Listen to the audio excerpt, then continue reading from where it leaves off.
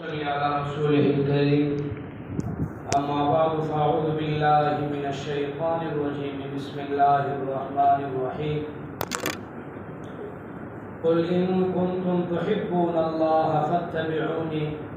یحببکم اللہ ویغفر لکم ذنوبکم واللہ غفور رحیم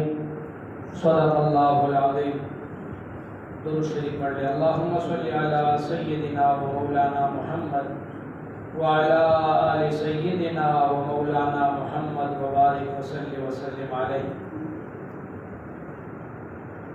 مجھ سے قبل حضرات علماء کرام نے بڑے اچھے احسن مدلل اور مفصل انداز میں اپنے بیانات فرمائے۔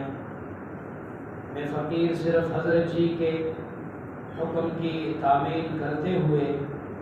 اپنے آپ کو مخاطب کرتے ہوئے چند الفاظ آپ کے سامنے ذکر کروں گا۔ اللہ کے عظیم قرآن سے میں نے ایک آیت آپ کے سامنے تلاوت فرمائی ہے اور اس میں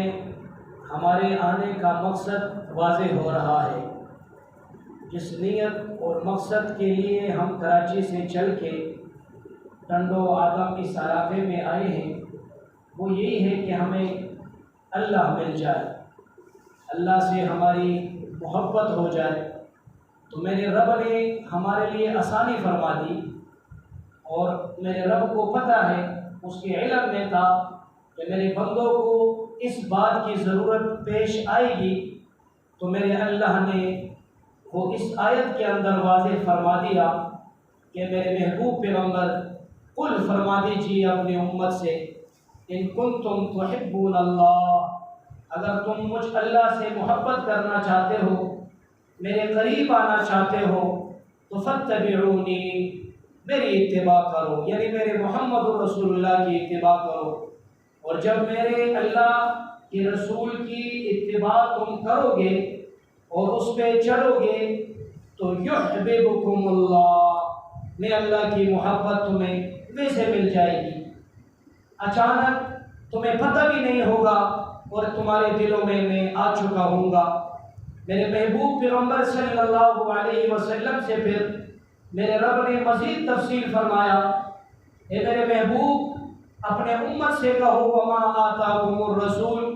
میں رسول جو تمہیں دوں فخذوہ، اس کو لے لو، اور جس چیز سے وما نہاکم، میں تمہیں منع کروں فانتہوا، اس سے رک جاؤ، اس سے باز آ جاؤ۔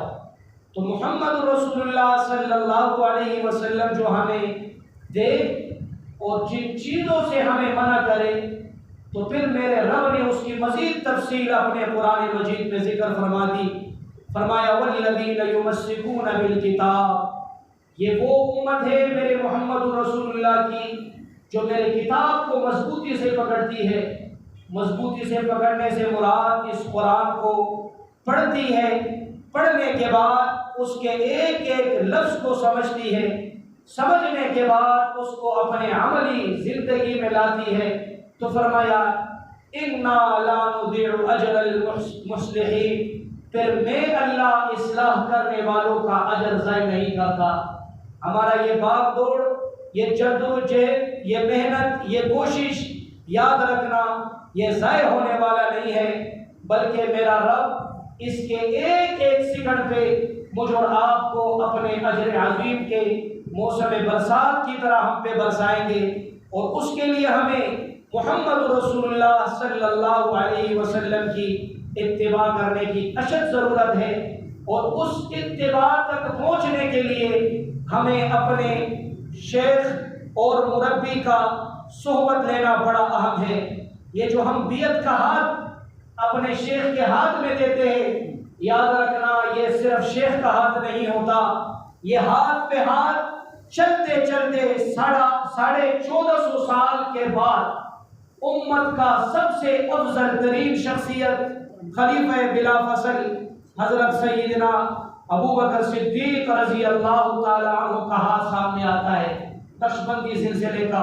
اور پھر وہ ہاتھ امام القبلتین فخر الرسول سارے نبیوں کا سردار میرے اور آپ کے محبوب پیغمبر صلی اللہ علیہ وسلم کے ہاتھ میں جاتا ہے، اور پھر میرا رب کا ہاتھ، میرے محبوب پیغمبر کا ہاتھ اپنے رب کے ہاتھ میں چلا جاتا ہے۔ یہ ہماری کڑیوں پہ کڑی، یہ سلسلہ نقشبندی کا کچھ اس انداز سے ہوتا ہے۔ اور یقیناً یاد رکھنا میرے پیر بھائیوں، اللہ کی محبت اس آخری امت سے بے انتہا ہے، ورنہ اس سے قبل بھی اللہ نے دیگر امتوں سے بھی بڑی محبتیں فرمائی ہے۔ ایک زمانہ حضرت موسیٰ علیہ السلام کی امت میں آیا، قحط کا زمانہ، بارش مکمل طور پہ بند ہو گئی، چشموں نے پانی نگل لیا، آسمان نے برسانا چھوڑ دیا، رب کی ناراضگی ہو گئی، لوگوں میں پیاس کا ہر دم مچ گیا، اور موسیٰ علیہ السلام کے خدمت میں پہنچ گئے اور کہنے لگے اپنے رب سے ہمارے لیے پانی مانگو، ہاتھ اٹھا کے ہمارے لیے پانی مانگو۔ موسیٰ علیہ السلام نے ہاتھ اٹھائے، بارگاہ رب سمد میں فریاد کی، اے اللہ، امت کو پانی کی اشد ضرورت ہے، ان پہ موسلادھار بارش برسا دے، یہ مجھ پہ ایمان لے آئے گی۔ میرے رب نے موسیٰ علیہ السلام کو جواب میں فرمایا، میرے کلیم، بارش نہیں برسا سکتا، تیرے اس مجلس اور محفل میں 40 سال کا ایک نافرمان شخص بیٹھا ہے، جب تک وہ اس مجلس کو خیر آباد کر کے اٹھ کے نہ جائے تب تک میں اپنی رحمت کو نہیں برساؤں گا۔ موسیٰ علیہ السلام نے اعلان فرمایا، کون ہے وہ مجرم 40 سال والا،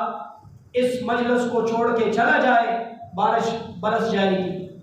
آدمی سمجھ گیا، مجرم سمجھ گیا، اس کی آنکھیں نیچے جھک گئی اور دل ہی دل میں اپنے رب سے وہ دوستی کرنے لگا۔ میں نے قرآن مجید کی آیت آپ کے سامنے پڑھی ہے،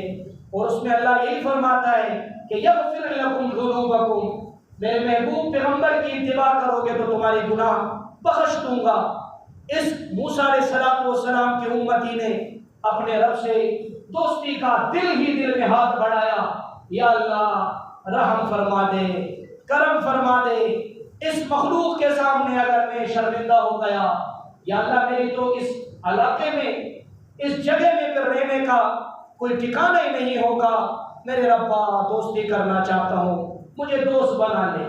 میرے اللہ نے اس کی دوستی قبول کر لی، دل ہی دل میں، زبان سے ابھی تک کوئی الفاظ اس کے نہیں نکلے تھے، اتنے میں بادل آئی، آسمان برسا، اتنا برسا کہ پانی کے چشمے جاری ہو گئے، سارے لوگ اٹھے، موسیٰ علیہ السلام پہ انگلی اٹھانے لگ گئے۔ آپ نے کہا تھا پانی نہیں آئے گا، بارش نہیں آئے گی، یہ تو برس گئی، پانی تو آ گیا، یہ کیا ماجرا ہے؟ موسیٰ علیہ السلام بھی خود پریشان تعجب میں ہے کہ میرے رب نے تو فرمایا تھا کہ نہیں برساؤں گا۔ دوبارہ کلام کیا کہ میرے اللہ، آپ نے تو فرمایا تھا کہ یہ مجرم اٹھے گا، ابھی تک تو مجرم اٹھا نہیں ہے، بارش آ گئی ہے۔ میرے رب نے فرمایا، میرے قریب، وہ میرا نافرمان 40 سال والا میرا دشمن اب میرا دوست ہو گیا ہے، اس سے میری دوستی ہو گئی ہے۔ موسیٰ علیہ السلام نے فرمایا، میرے ربا اس سے ذرا تعارف تو کرا دو۔ دل ہی دل میں اس نے آپ کو اپنا لیا، اس سے تعارف تو کرا دو۔ قربان جاؤں اپنی رب کی محبت سے، اللہ ستار العیوب ہے، عیوبوں پہ پردہ ڈالنے والا ہے۔ فرمایا میرے کریم، جب وہ میرا دشمن تھا، نافرمان تھا، باغی تھا، سرکش تھا، میرے احکامات کو توڑنے والا تھا،